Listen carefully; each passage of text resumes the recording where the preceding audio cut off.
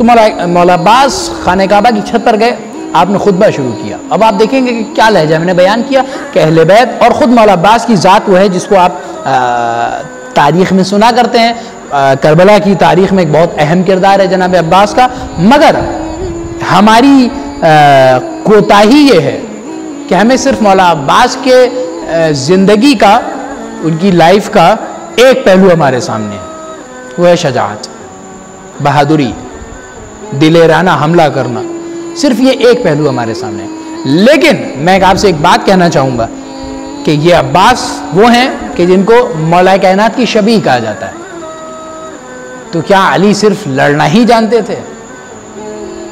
علی کے پاس اور خصوصیات نہیں تھیں؟ بھائی اسی علی کو دیکھیں تو آپ پیغمبر کہہ رہے ہیں کہ تم سب میں سب سے زیادہ علم رکھنے والا علی، سب سے زیادہ حلم رکھنے والا علی، سب سے زیادہ عادل علی، سب سے بہترین فیصلہ کرنے والے علی. تو تمام صفات حسنہ، تمام خوبیاں اور نیکیاں سمٹ کر علی کی ذات میں آ گئیں. تو جو شخصیت علی کی ذات کی شبیہ ہوگی، کیا اس کے میں صرف ایک صفت آئے گی؟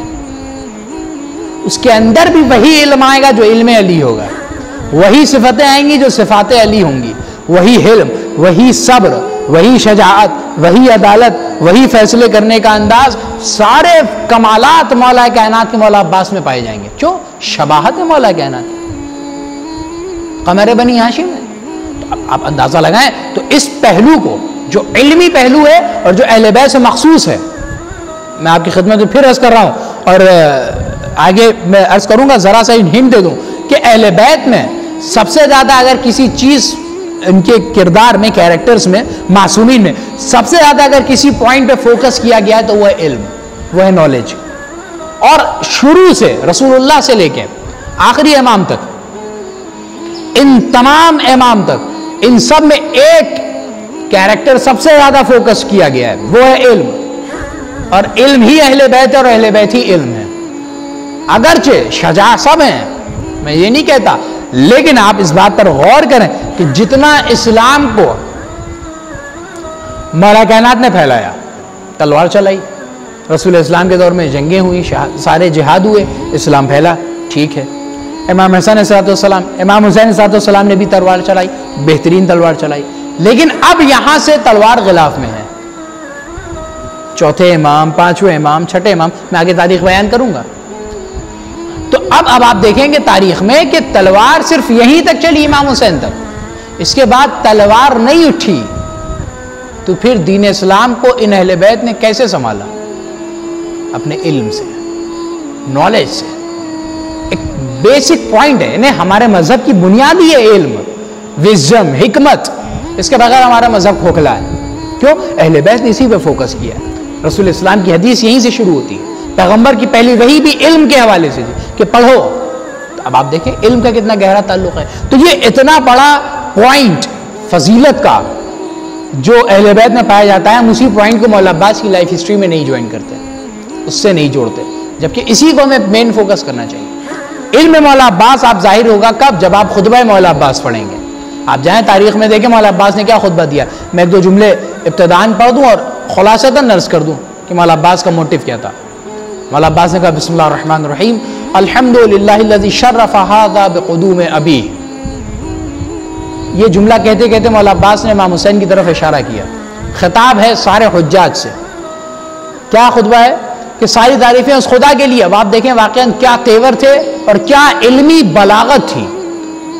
الحمدللہ الذی، ساری تعریفیں اس خدا کے لیے کہ جس نے شرف ھذا، جس نے اس مولا عباس خانہ کعبہ کی چھت پہ ہیں، شرف ھذا، اس خانہ کعبہ کو شرف بخشا. کس کے ذریعے سے؟ بقدوم ابی، اشارہ امام حسین کی طرف، ان کے باپ کے قدموں کے ذریعے سے خانہ کعبہ کو شرف بخشا. کتنا بڑا جملہ مولا عباس نے کہا ہے. اور یہ ایک جملہ نہیں، پوری تاریخ ہے، کیونکہ کعبہ تو آدم کے دور میں بھی کعبہ تھا، نوح کے دور میں بھی کعبہ تھا، ابراہیم کے دور میں بھی کعبہ تھا، موسیٰ عیسیٰ کے دور میں بھی کعبہ تھا، اور خود پیغمبر اکرم کے دور میں بھی کعبہ تھا. لیکن اب اس کے بعد والا جملہ وضاحت کرے گا کہ کیسے ان کے باپ کے قدموں کے ذریعے. اس کے بعد کیا کہا ہے؟ کانا بالامس بیتن، اصبح قبلتن، کہ یہ کعبہ کل کو صرف ایک گھر تھا اللہ کا، لیکن ان کے باپ کے قدموں کی وجہ سے قبلہ بن گیا۔ اب آپ توجہ کیجئے، مولا عباس بتانا چاہ رہے ہیں کہ کعبہ تو وہی کعبہ ہے جو آدم کے پہلے تھا اور محمد کے دور تک تھا، لیکن لائق سجدہ تبھی بنا جب علی کے مبارک قدم اس میں پڑ گئے۔ کتنا بڑا مسئلہ مولا عباس نے تاریخ کا بالکل خلاصتاً عرض کیا ہے اس دو جملے میں۔ شرف ھذا بقدوم ابی ہے کانا بالامس بیتن اصبح قبلتن، کل کو خالی گھر تھا اللہ کا، اس میں کوئی دو رائے نہیں ہے کہ جناب ابراہیم نے جب باؤنڈریز کو بلند کیا ہے، وَإِذْ يَرْفَعُ إِبْرَاهِيمُ الْقَوَاعِدَ مِنَ الْبَيْتِ وَإِسْمَاعِيلُ رَبَّنَا تَقَبَّلْ مِنَّا إِنَّكَ أَنْتَ السَّمِيعُ الْعَلِيمُ، تو یہ قرآن مجید کی آیت ہے کہ جب بنیادوں کو بلند کیا ہے، میں نے عرض کیا تھا کہ بنیادیں تھیں جناب ابراہیم نے جو کنسیپشن آف کعبہ کے اوپر یہ بات آ چکی تھی، تو کعبہ تھا مگر لائق سجدہ نہ تھا، قبلہ نہ تھا، بیت المقدس کی طرف سجدہ ہوتا تھا، نماز ادھر پڑھی جاتی تھی، اور چینج بھی جب ہوا ہے تو نماز پڑھنے والے پیغمبر اور مولا کائنات، اور خود مولا کائنات نے اس بات کو فخر سے بیان کیا کہ میں وہ ہوں کہ جس نے ایک وقت میں ایک نماز دو قبلے کی طرف پڑھی، یعنی بیت المقدس کی طرف پڑھ رہے تھے، حکم پروردگار آیا، نماز پڑھتے پڑھتے خانہ کعبہ کی طرف مڑ گئے، مولا کائنات نے فخریہ بیان کیا کہ میں نے دونوں قبلوں کی طرف نماز پڑھی ہے۔ تو اب آپ دیکھیں کہ کس طریقے سے مولا عباس نے اس کو ایکسپلین کیا۔ اب اس کے بعد اب آپ ایک چیز اور غور کیجئے کہ بھائی امام حسین کے باپ کون ہیں؟ مولا کائنات حضرت علی۔ مولا عباس کے باپ کون ہیں، والد کون ہیں؟ مولا کائنات حضرت علی، سیم سوتیلے ہی تو ہیں، ایک دوسری ماں سے ہی تو ہیں، باپ تو ایک ہے۔ تو مولا عباس نے یہ کیوں نہیں کہا کہ الحمدللہ الذی شرف ھذا بقدوم ابی، ساری تعریفیں اس خدا کے لیے کہ جس نے اس کعبے کو شرف بخشا میرے باپ کے ذریعے، امام حسین کی طرف اشارہ کیوں کیا؟ اب آپ یہاں اندازہ لگائیں کہ اسے کہتے ہیں احترام امامت، احترام بزرگی۔ اب یہاں سے آپ اندازہ لگائیں کہ عباس کی معرفت کا کیا عالم تھا امام وقت کے لیے، یعنی مولا عباس یہ بتانا چاہتے ہیں کہ جس بزم میں حسین جیسی ذات موجود ہو وہاں کسی اور کا تذکرہ اچھا نہیں لگتا، تو جب حسین موجود ہیں تو میری کیا مجال خود کی نسبت اپنے والد کی طرف کیسے دے دوں جب حسین موجود ہے، میری اتنی جسارت نہیں ہے۔ تو اگر پہچان بھی کروائی لوگوں کی تو امام حسین سے کروائی، اسے کہتے ہیں معرفت امام کا درجہ۔ چاہتے تو خود کہہ دیتے کہ میرے باپ کی وجہ سے، علی بھی ان کے باپ ہیں، لیکن احترام امامت، امامت شناسی تھی، معرفت امام تھی، تو مولا عباس نے فوکس امام حسین کی طرف کیا۔ اب اس کے بعد پورا موٹیو بتایا کہ کافروں تم جمع ہو گئے ہو، حسین کو قتل کرنا چاہتے ہو، اور اس کے بعد بڑا ہی لطیف جملہ ہے کہ تم اس خانہ کعبہ کو کیا سمجھتے ہو، اس حجر اسود کو کیا سمجھتے ہو، کہ اگر یہ پابند حکم امام نہ ہوتا تو یہ حجر اسود بڑھ کر امام حسین کو بوسہ دیتا، اپنی جگہ چھوڑ کے خانہ کعبہ سے امام حسین کے قریب آتا اور بوسے دیتا۔ کیوں؟ تاریخ میں ملتا ہے کہ حجر اسود یہ وہ پتھر ہے کہ جو جنت سے آیا ہے، کہ جو اولاً حجر ابیض تھا یعنی سفید تھا، بعد میں سیاہ ہو گیا، حجر اسود کہا جانے لگا۔ تو حجر اسود وہ ہے کہ جو معصومین سے باتیں کیا کرتا تھا، اور تاریخ بھی اس بات کی شاہد ہے کہ حجر اسود جب خانہ کعبہ سے نکلا ہے سوائے معصوم کے کسی اور نے اس کو نصب نہیں کیا، ہو ہی نہیں سکتا تھا۔ رسول کی زندگی میں ہم نے بیان کیا تھا کہ رسول اللہ نے نصب کیا تھا، اور ایک واقعہ اور میں آگے بیان کروں گا آخری امام کے ضمن میں، تو آپ کو اندازہ ہوگا کہ سوائے معصوم کے کوئی اور حجر اسود کو خانہ کعبہ میں نصب نہیں کر سکتا۔ تو یہ باتیں کرتا ہے پتھر امام سے۔ مولا عباس کہہ رہے ہیں کہ تم امام کو سمجھتے کیا ہو؟ اگر اجازت مل جائے اس کو امام کی تو یہ آ کر امام کے بوسے لے گا قدموں کے، امام کو سلام کرے گا، اور تم یکجٹ ہو کر آئے ہو اس امام کے قتل کرنے کے لیے، کس کی وجہ سے؟ اس فاجر اور کافر بادشاہ کے بدلے میں، اور اس امام کا مقابلہ کرنے آیا جو پاک ہے، پاکیزہ ہے۔ اب پورا خطبہ پڑھیں مولا عباس نے کیا بیان کیا ہے، اس کے بعد بیان کیا کہ جب تک میں ہوں کسی کی جرأت نہیں کہ ان کی طرف آنکھ اٹھا کر دیکھ لے۔ موٹو بیان ہو گیا، مولا عباس نے پورا بیان کیا، سارے حجاج نے اس مقصد کو امام حسین کے سنا۔ امام حسین نے ارادہ کیا مکے سے نکلنے کا۔ اب اس کے بعد وہ میدان عرفات والا مرحلہ، یعنی یہی 9 تاریخ ذی الحج کی، جس دن امام حسین علیہ السلام میدان عرفات میں ٹھہرے تھے، اور غالباً تاریخ بھی یہی بتاتی ہے کہ اسی دن یا اس کے بعد، چونکہ یہی وہ دن تھا کہ جس دن جناب مسلم ابن عقیل کی شہادت ہوئی ہے، اور دعائے عرفہ امام حسین جس دن ہم لوگ پڑھتے ہیں، روزہ رکھا جاتا ہے، بہت زیادہ فضیلت ہے اس روز کی، تو دعائے عرفہ امام حسین اس دن میدان عرفہ میں 9 ذی الحج کو امام حسین نے میدان عرفہ کی وادی میں پڑھی ہے۔ اور آپ جائیں دعائے عرفہ پڑھیں تو واقعاً اہل بیت نے سلیقہ بتایا ہے کہ خدا سے مناجات کیسے کرنی ہے، بات کیسے کرنی ہے، دعا کیسے ماننا ہے۔ آپ دیکھیں گے کہ وہ جملے ہیں اس میں جس کا مشہور و معروف جملہ ہم سب جانتے ہیں، اور تقریباً ہر شخص شیعہ تو کم از کم اس جملے کو یاد رکھتا ہے، سب جانتے ہیں کہ امام حسین کا جملہ ہے کیا؟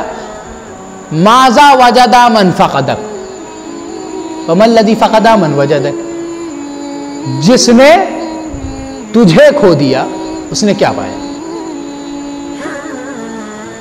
اور اس نے کیا کھویا جس نے تجھے پا لیا۔ امام حسین کا جملہ ہے، تقریباً ہر آدمی اس جملے کو یاد رکھتا ہے کہ اس نے کیا پایا جس نے تجھے کھو دیا، اور جس نے تجھ کو پا لیا اس نے کیا کھویا۔ تو امام حسین، اب آپ دیکھیں توحید اور اللہ کی معرفت کس درجہ ہے امام کے پاس۔ ظاہر سی بات ہے امام بھائی یہ کہنا چاہ رہے ہیں کہ جب اللہ کسی کے ساتھ ہو تو ساری دنیا اس کے ہاتھ سے نکل جائے پھر بھی اس کے پاس سب کچھ ہے، لیکن اگر ساری دنیا آپ کی مٹھی میں ہو اور خدا آپ کے پاس نہ ہو پھر بھی آپ کے پاس کچھ نہیں۔ کیوں؟ مالک دنیا خدا ہے، مالک کائنات خدا ہے۔ تو مختصر سے سامان کے مل جانے پر خوش نہیں ہوا جاتا، اگر آپ کے پاس پورا کا پورا سرمایہ ہی آپ کے ہاتھ لگ جائے۔ تو اگر خدا ہی کسی کو مل جائے کہ جو ساری دنیا کا مالک ہے تو پھر اسے دنیا کی کیا ضرورت جب مالک دنیا مل گیا۔ یہ امام حسین کا مقصد ہے۔ دیکھیں کہ اس کو کس طریقے سے معرفت میں اضافہ کر رہے ہیں۔ اب سفر مکے سے نکل چکے ہیں امام حسین علیہ السلام، اس کے بعد تاریخ کہتی ہے عمرو بن خالد جو میں نے بیان کیا تھا کوفے سے نکلا، 7 افراد اس کے ساتھ تھے، یہ آیا اور اس امام حسین علیہ السلام سے ملحق ہوا اور امام کو خبر شہادت دی، جناب قیس کی بھی دی، جناب مسلم بن عقیل کی۔ امام کو سخت ملال ہوا، ظاہر سی بات ہے مسلم بھائی بھی ہیں، بہن کے جناب رقیہ کے شوہر بھی ہیں، بہن کے شوہر بھی ہیں، اس کے علاوہ چچا زاد بھائی بھی ہیں، بہت ساری نسبتیں ہیں۔ اور جناب مسلم کے لیے امام حسین نے خط میں لکھا تھا کہ میں اس مرد کو تمہاری طرف بھیج رہا ہوں کہ جو ہم اہل بیت کی نظر میں سب سے زیادہ بھروسے مند ہے۔ آپ عظمت کا اندازہ لگائیں جناب مسلم کی، امام حسین نے کہا کہ سب سے زیادہ بھروسے مند یہی شخص تھا ہمارے اہل بیت کی نظر میں، تو میں اسے بھیج رہا ہوں سفیر بنا کر، اپنا نمائندہ بنا کر۔ عظمت ہے جناب مسلم، کتنا روئے ہوں گے، کتنا گریہ کیا ہوگا، میں ادھر نہیں جاتا۔ تو عمرو بن خالد 7 افراد کے ساتھ یہاں ہیں، اتنے میں حر بن یزید ریاحی 1000 کا لشکر لے کے امام حسین کے راستے میں حائل ہوا اور کہا کہ حسین تمہارے پاس جو یہ 7 افراد آئے ہیں، اب ظاہر سی بات ہے یہ 7 افراد آئے تھے، تو اب امام حسین نے استقبال کیا، خیر مقدم کیا، امام کے لشکر میں شامل ہو گئے۔ اب جو ان حالات میں میسر رہا ہوگا، سیراب کیا ہوگا، جو کھانے پینے کی جو مہمانداری، ظاہر سی بات ہے یہ اہل بیت ہے، ان کا مزاج یہ ہے، خود بھوکے رہ جائیں گے، خود پیاسے رہ جائیں گے، مگر مہمان کو ایسے نہیں چھوڑتے۔ تو یہ انہوں نے جو شایان شان ہوگا وہ پیش کیا ہوگا۔ ہو آیا، اس نے کہا کہ حسین یہ جو 7 افراد کوفے سے آئے ہیں ان کو ہمارے حوالے کرو۔ تو میں نے پوچھا کیوں حوالے کریں؟ کہا یہ ابن زیاد کے باغی ہیں، انہوں نے بغاوت کی ہے، ہمیں ان کے حوالے، تم انہیں ہمارے حوالے کر دو، ہم سے آپ سے کوئی ابھی کوئی مطلب نہیں ہے، ان کو آپ ہمارے حوالے کیجیے۔ تاریخ کہتی ہے کہ حر کا لشکر آمادہ تھا، 1000 کا لشکر جنگ کے لیے امام حسین کے سامنے، اور سب اسلحے سے لیس آمادہ جنگ تھے، اور ارادہ تھا کہ حملہ کر دیں گے. اگر یہ 7 افراد نہیں ملے تو جنگ ہو جائے گی، حر کہہ چکا ہے. اتنے میں تاریخ بیان کرتی کہ اصحاب امام حسین میں سے، لشکر امام حسین میں سے ایک شخص آگے بڑھا اور سپاہیوں کی صفوں کو چاک کرتے ہوئے آگے بڑھا. اور کیا شخصیت تھی وہ، کیا قد و قامت تھی، اور کیا وہ ذات تھی کہ اس لشکر کو وہ 1000 کا، اس شخص کو 1000 کا لشکر دیکھ رہا ہے، اور یہ شخص ان 1000 افراد کے چہروں کو اپنی نظروں میں بسا رہا ہے. حر کی نظر اس شخص پر پڑی. جو لشکر ارادہ رکھتا تھا، عزم رکھتا تھا کہ حملہ کر دے گا، بس ذرا سا اشارہ ملنے کی دیر ہے حر کی، اسی لشکر کے لیے حر آگے بڑھا. اور نہ جانے وہ سپاہی کتنی عظمت و جلالت اور قد و قامت والا تھا، اور کون سی معروف شخصیت تھی کہ حر آگے بڑھا اور پھر کہنے لگا کہ خبردار کوئی آگے نہیں بڑھے گا، کوئی اپنا قدم آگے نہیں بڑھائے گا جنگ کے لیے. کیوں؟ حر نے کہا کیونکہ ہم میں سے کسی میں ہمت نہیں کہ جو ابو الفضل عباس کا مقابلہ کر سکے. یہ شجاعت کا عالم، یہ بہادری کا عالم ہے کہ صرف صفوں کو چاک کر کے اگر آگے عباس آ جائیں تو لشکر میں جرأت نہیں. اور حر، یہ کون حر ہے؟ کوئی معمولی شخص آپ سمجھ رہے ہیں؟ عرب کے سورماؤں میں سے تھا، یہ کوئی بزدل نہیں تھا، سورما عرب کا بہترین جنگجو، بہترین شجاعت کے جوہر دکھانے والا. لیکن ابو الفضل عباس کے آگے کہتا ہے کہ ہم میں سے کوئی ابو الفضل عباس سے لڑے، یہ ہمت نہیں ہے. یہ کہہ کے وہ واپس ہو گیا. کیوں؟ جانتا تھا کہ ان کے رہتے ہم ان 7 افراد کو تو لے جانے سے رہے. الغرض اب یہ 7 افراد امام کے لشکر میں شامل ہوئے. امام نے اپنا سفر جو کوفے کے لیے تھا اس کو ملتوی کر کے دوسری راہ کی طرف امام حسین قدم بڑھانے لگے.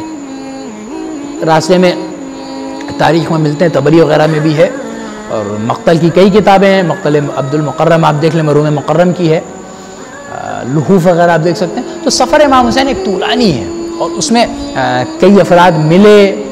اور خود تاریخ میں ملتا ہے کہ امام حسین علیہ السلام کے ساتھ کئی افراد چلے تھے مدینے سے، کہ جن کو امام حسین نے ہر مقام پر اپنا مقصد بتاتے گئے کہ دیکھو ہم مال غنیمت نہیں لوٹنے جا رہے.